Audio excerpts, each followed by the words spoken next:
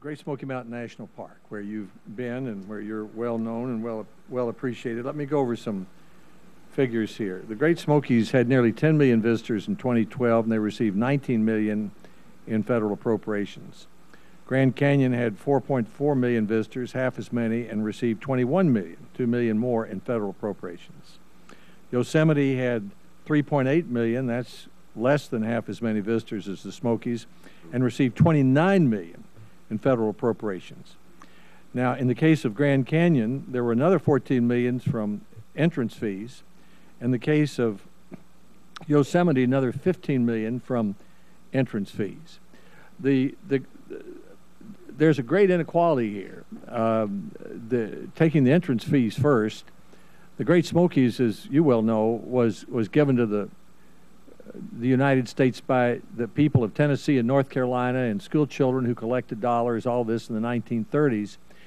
And one of the agreements was there wouldn't be an entrance fee. The western parks were all carved out of land owned by the United States. And so the Smokies are already penalized because they don't get the $14 million Grand Canyon gets and the 15 Yosemite gets in entrance fees.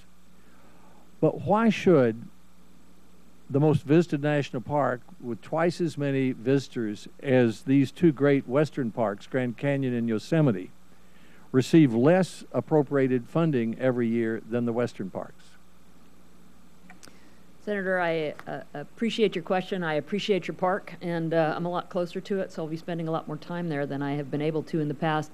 I will say that the 2014 budget requests $19 million for Great Smoky Mountains, which is about level with 2012 funding.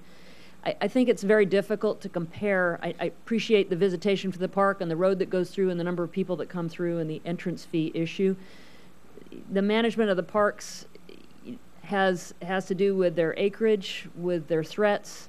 There are just a lot of factors that go into that budget, and I think it's very difficult to say it's a function of the number of visitors versus a broader view of what all. But what I'd like to ask you to do is to review the formula you use for this, because number one, I think you ought to take into account the fact that the park can't by law collect an entrance fee, and so it loses $14 or $15 million right there, which is 75% as much as the entire federal appropriation. And then second, for it also to be funded less than the western parks at a time when it has a lot more visitors, the wear and tear on the parks is substantially a product of visitors. You can't relitigate the whole formula right here, but as you begin your study, I would hope that you would take a fresh look at that funding formula in light of what I think is the persistent underfunding of the Smokies. I mean, we love the Grand Canyon. I've been down it. In fact, I went with Senator Udall's cousin. He took me down it 20 years ago. I'd like to go again. We love Yosemite. We want them to be properly funded, but we don't want our park to be. So will you take a look at that as part of your review of policies? Yeah, I'm happy to take a look at it and see if there's something that we can do. I have two other questions. One is, have you been asked about the bats, the white nose syndrome at all? Senator Leahy's talked about that before. If you hear a senator asking about bats, you may wonder, well, why is he talking about bats? But it's a big problem all through the eastern United States, and it costs it costs about $74 per acre for the insects they don't eat. I mean, pest suppression is a big part of it. It's a real concern in our area.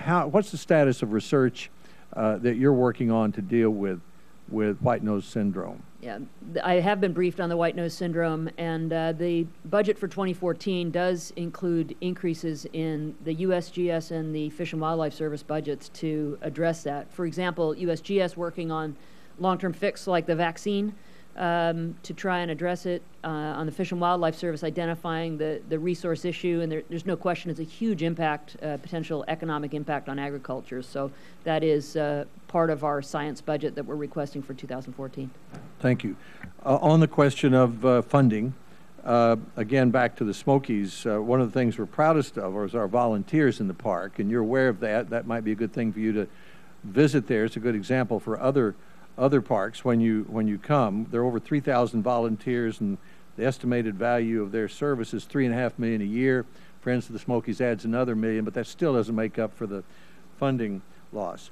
I have one other question that I'd like to ask you. There's obvious enthusiasm for renewable energy here and in the administration, and I've been puzzled by this obsession with building these gigantic, grotesque, wind towers all over the scenic America. Most of our great environmental groups were founded by people who admired Ansel Adams' photographs and loved the beautiful vistas, and then here we come along and turn whole stretches. We destroy the environment in the name of saving the environment by putting these Cuisinarts in the sky that kill golden eagles and adopt an energy policy that is sort of the energy equivalent of going to war in sailboats. So that's my view on these giant windmills. But my question is this. We have thousands of abandoned mines across the country that people mined and left, and now we are looking for money to clean those things up. What are we going to do when these windmills blow down, or when they wear out after 20 years, or when the big tax subsidies for the rich people that fund them run out, and we decide we don't want to spend $12 billion a year subsidizing them? Who's going to clean them up? There are thousands of them, and my question is simple. Is there a bond that you require of developers of wind turbines on public land, so that if at any time they're abandoned by the developer, is there a bond that the developer has to put up to make sure that the landscape is returned to its former pristine beauty?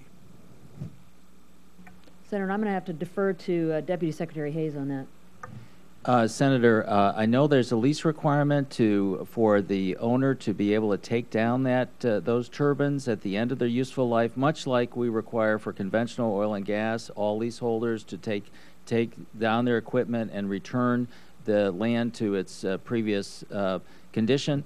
I don't know if there's a bond requirement. We will look into it and get back to you. Does it require it, or just allow it? It requires it. There is a requirement by the developer to take down. This is on public lands, yes. Obviously, to take down the turbines at the end of their useful life. But whether there's a specific bond requirement or not, don't know right now, but we will get that information to you. Thanks, David. I'd appreciate it very much, and I'll add my compliments to your work here. Thank you, Mr. Chairman. Thank you, sir.